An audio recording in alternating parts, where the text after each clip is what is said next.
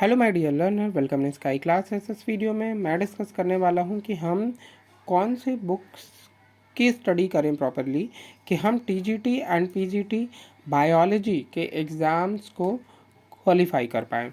मैं सबसे पहले आपको ये बताना चाहूँगा कि ओवरऑल हमें फोकस करना चाहिए टीजीटी के लिए ग्रेजुएशन बेस कि ओवरऑल जो भी हमने स्टडी कर रखी है ग्रेजुएशन में जूलॉजी बॉटनी में, वो प्रॉपर हमें स्टडी यहाँ पे करना चाहिए। स्टार्ट कैसे करेंगे उसके लिए मैं आपको सजेस्ट करूँगा कि आप सबसे पहले क्लास 11th की बायोलॉजी की NCERT को बहुत अच्छे से पढ़ लीजिए, क्योंकि बहुत से ऐसे बेसिक्स क्वेश्चंस होते हैं जो हमें क्लास 11 से ही पूछे जाते हैं इवन, और वो हम लोग इग्नोर कर देते हैं एंड इवन हमें लगता है कि 11th NCERT से क्या ही आएगा। बट आजकल के जो भी एग्ज़ाम्स हैं उसमें हम ज़्यादातर देख रहे हैं कि क्लास 11 अगर हमने अच्छे से रीड किया है तो हम बहुत से ऐसे क्वेश्चंस हैं जिन्हें हम सॉल्व कर सकते हैं बिकॉज ऑफ जो भी सिलेबस है। आपने सिलेबस देखा होगा तो इसलिए सबसे पहले तो आप सिलेबस को अच्छे से देख लीजिएगा। और अगर अभी आप बहुत सालों से प्रिपरेशन में हैं तो ऑलमोस्ट आपको सिलेबस पता होगा। तो आपने देखा होगा कि diversity in the living world, structural organisation in plants and animal, structure and functions, जो भी सेल ऑर्गेनेल्स हैं हमारे, एंड देन साथ में यहाँ पर plant physiology and human physiology जो कि एक मेजर पार्ट है टीजीटी पीजीटी के सिलेबस का, तो वो ओवरऑल यहाँ पे कवर हो जाएगा आपका when you are do study with 11th class NCERT।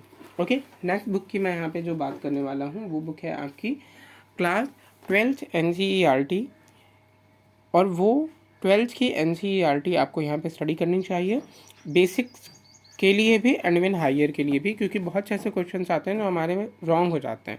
So when we are do proper study of NCERT class 11th and 12th तो हम उसे सॉल्व कर सकते हैं यहाँ पे।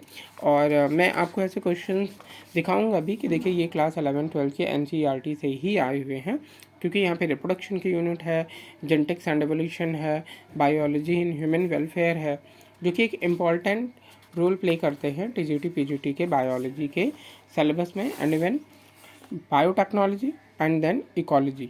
तो ये जो भी यूनिट्स हैं इनसे क्वेश्चंस आए हुए हैं एग्ज़ाम्स में, तो ये दोनों आपके लिए बहुत ही अच्छी रहेंगे बुक बेस प्रिपेयर करने के लिए। उसके बाद मैं आपको सजेस्ट करूँगा कि आप GRB पब्लिकेशन की बॉटनी की बुक की स्टडी ज़रूर करें, और ये रिवीजन के लिए भी बहुत अच्छी बुक है। इवन इसमें इतना ज़्यादा कंटेंट है कि ऑलमोस्ट ज़्यादातर क्वेश्चंस आपको मिल जाएंगे इससे। और साथ में ये भी मैं यहाँ बोलूँगा कि इनमें प्रैक्टिस के लिए, आपकी प्रैक्टिस के लिए क्वेश्चंस बहुत हैं। ओवरऑल इन्होंने बॉटनी में जितने भी चैप्टर्स हैं सिलेबस में उनको कवर किया हुआ है।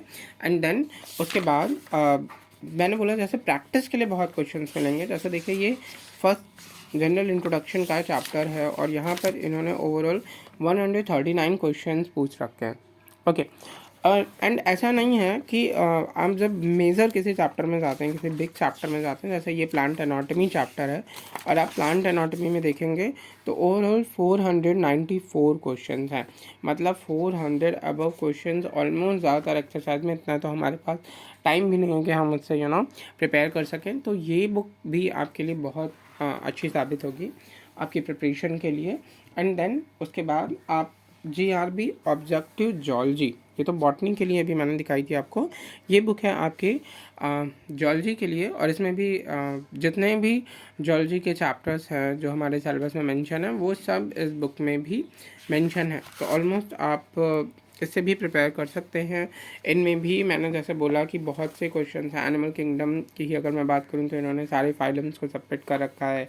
एंड इवन जो भी क्वेश्चंस हैं ज़्यादातर इनके एक्सरसाइज में क्वेश्चंस हैं जो भी प्रीवियसली कॉम्पिटिटिव एग्ज़ाम्स में आए हैं, जैसे PMT में, BHU में, एंड CMC में, तो AFMC में। तो ऑलमोस्ट इन्होंने कंपटीशन बेस्ड चीज़ों को ही रखा है यहाँ पर। और टॉपिक्स भी अच्छे हैं, बहुत ज़्यादा डिटेल्स नहीं हैं, और जो भी चीज़ें हैं वो कंसाइज वे में पॉइंट वाइज इन्होंने मेंशन कर रखा है। आप कोई भी डिटेल्स देखेंगे तो आपको सारी चीज़ें पॉइंट वाइज ही मिलेंगी।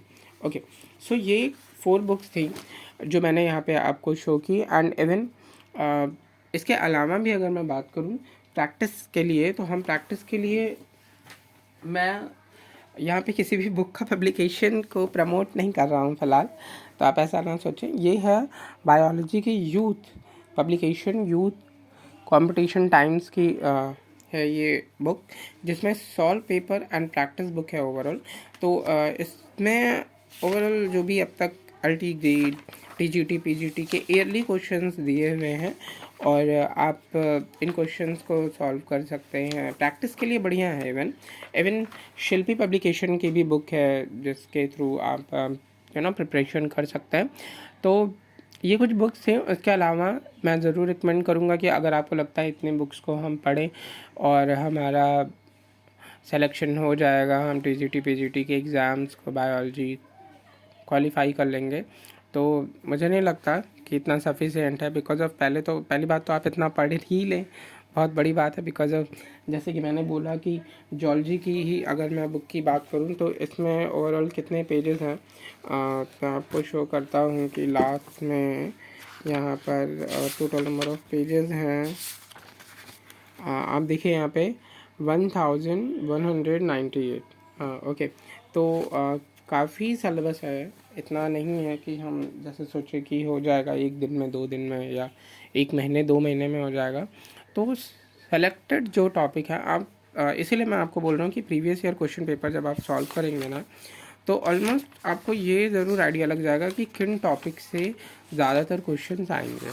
जैसे एनिमल फिजियोलॉजी से ज़्यादा क्वेश्चन आ रहे हैं, एनिमल किंगडम से ज़्यादा क्वेश्चन आ रहे हैं, प्लांट फिजियोलॉजी से ज़्यादा आ रहे हैं, या प्लांट फैमिलीज़ से ज़्यादा आ रहे हैं। अब जैसे मैंने जितनी भी चीज़ें बताई इनमें प्लांट फैमिलीज़ की डिटेल्स नहीं दी हुई है, तो अब हम प्लांट फैमिलीज़ को कैसे प्रिपेयर करें। तो आपको ऑलमोस्ट ग्रेजुएशन की बुक MP कौशिक जी की, जैसे आपने क्लास 11th में पढ़ी होगी, NCERT के अलावा अगर मैं बोलूँ तो रमेश गुप्ता जी की बुक पढ़ी होगी आपने। एंड तो वो सारी बुक्स का कंसाइज मैटर या समरी ज़रूर आपके दिमाग में हो।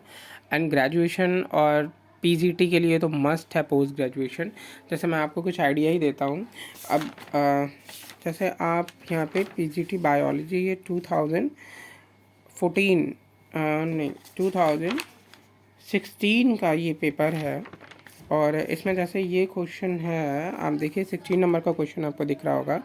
Find the odd man out, LD50, LC50, EC50, LE50 जैसी चीज़ें यहाँ पे एज अ डिटेल्स दी हुई हैं। अब आप अपनी NCERT उठा लीजिए क्लास 11th की, और मुझे दिखा दीजिए कि अगर कहीं भी ये टॉपिक दिया हो तो ऐसा नहीं है कि आप NCERT को पढ़ कर के ही और ओवरऑल एग्ज़ाम क्वालिफाई कर सकते हैं। Then RL model of DNA was suggested by, तो अब ये मॉडल तो आपने पढ़ा ही नहीं होगा या फिर इन साइंटिस्ट का नाम शशि शेखरन, ये तो आपने देखा ही नहीं होगा 11th-12th के सिलेबस में।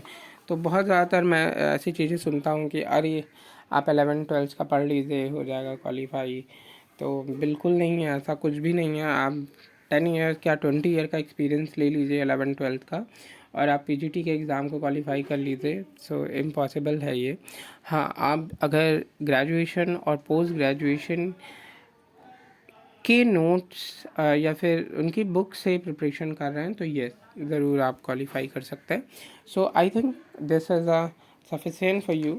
आपको मैंने ये कुछ बुक शेयर की हैं जो आपके रिवीजन के लिए and even as a syllabus ये आपके लिए हेल्पफुल होंगी। So hopefully this video is helpful for you. Thank you.